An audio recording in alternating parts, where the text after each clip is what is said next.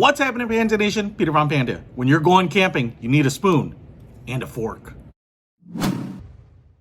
What I love is improvements in spork technology over the years for camping and outdoors. Now, this spork here is from humangear, and you can see it's kind of a high impact plastic, and you can see that it's got a little bit of a canoe shape to it. Now, versus the Kershaw one that has that carabiner in it, this one does not.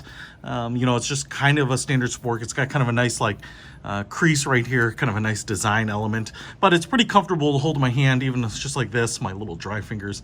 And it's kind of spoon shaped, obviously spoon shaped, but there's a little bit of a squared edge to it, but it does have a nice bowl, so you should be able to slurp up soup with it. It's probably not the best soup spoon, but for picking up kind of all your big stuff. And then the fork side has 4 tines, and you can see it's really thick. Do have a little beveled edge here.